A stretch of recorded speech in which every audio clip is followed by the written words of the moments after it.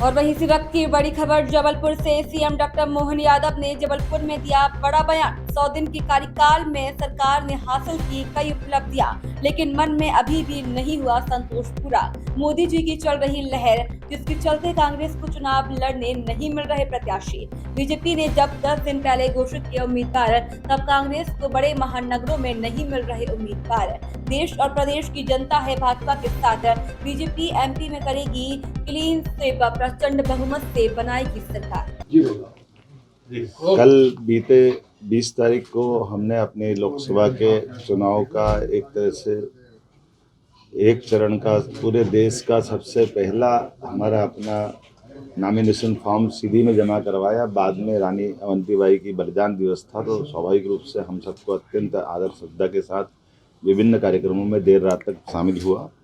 मुझे इस बात का संतोष है कि हमारा ये पूरा वीरों का क्षेत्र, खास करके गोंडवाना के काल से लगाकर उसके पूर्ववर्ती काल में, जिसने सदैव आज़ादी की अलग जगाई, और अभी वर्तमान में यशस्वी प्रधानमंत्री श्रीमान नरेंद्र मोदी जी के नेतृत्व में हमने अपनी नई शिक्षा नीति 2020 का भी जब प्रदेश में देश में सबसे पहले लागू किया, उसका परिणाम है कि हमारे सारे महापुरुषों को हमने पाठ्यक्रम में स्थान दिया।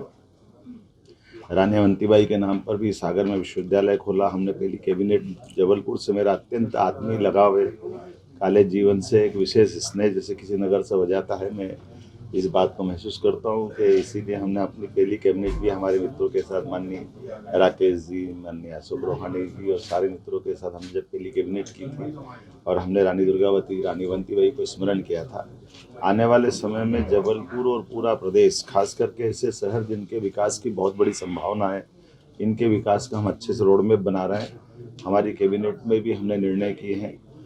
उज्जैन में जो समिट की थी उस दरमियान भी इस क्षेत्र में भी हमने अपने कारखानों का लोकार्पण किया, भूमि पूजन किया, और ये क्षेत्रीय लगातार निवेश को लेकर के आने वाले समय में जिस प्रकार से एग्रीकल्चर ग्रोथ रेट बढ़ी है, हम दो तरह से आगे बढ़ रहे हैं कि जिसमें कृषि आधारित फूड पार्क और बाकी चीज़ें, फूड इंडस्ट्रियाँ लगे, रेडीमेड गारमेंट्स की भी बड़ी संभावना है, और उसके अलावा कौन कौन से क्षेत्र जिसमें विकास की संभावना होगी, इसमें बड़े पैमाने पर जहाँ ये खदान आधारित उद्योग भी है, जिसमें माइनिंग के लेकर के बड़े अच्छे ट्रक भी यहाँ उपलब्ध है।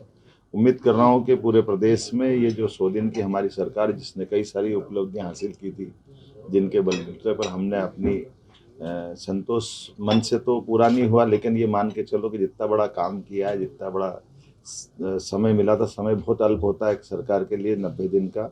ऐसे में सरकार का गठन, मंत्रिमंडल का गठन, तमाम प्रकार की बदलाव के बावजूद भी हमें संतोष है। यशस्वी प्रधानमंत्री ने जो हम सबको मार्गदर्शन दिया, हम उनके नेतृत्व में इस चुनाव की तरफ बढ़ गए हैं, और जिस प्रकार से जनता का रिस्पांस मिल रहा है वो काबिले तारीफ है। निश्चित रूप से हमारे इस माननीय मोदी जी का जो लहर चल रही है, ये हालत है कि कांग्रेस को प्रत्याशी भी नहीं मिल पा रहे। आज की स्थिति में जब हमने सारे प्रत्याशी लगभग 10 दिन पहले डिक्लेयर कर चुके कांग्रेस को, आज सारे बड़े बड़े महानगर से उनकी सीटों पे कोई प्रत्याशी नहीं मिल रहा है। जनता का रिस्पांस भाजपा के साथ है, माननीय मोदी जी के साथ है, और मोदी जी के नेतृत्व में भाजपा फिर एक प्रचंड बहुमत की जीत की तरफ बढ़ रही है। और ये जो हमारा टारगेट था, 2014 में हम 27 जीते, 2019 में 28 जीते, और अब क्लीन स्वीप करने वाले हैं। और जो अब की बार 400 पार, माननीय मोदी जी का जो नारा है, निश्चित रूप से हम उस दिशा में आगे बढ़ रहे हैं। मेरी अपनी ओर से प्रदेश की जनता को ये आश्वस्त करना चाहूँगा कि माननीय मोदी जी के नेतृत्व में डबल इंजन की सरकार द्रुत गति से आगे बढ़ेगी, और विकास के किसी मामले में कोई कोर कसर बाकी नहीं रहेगी। बहुत धन्यवाद।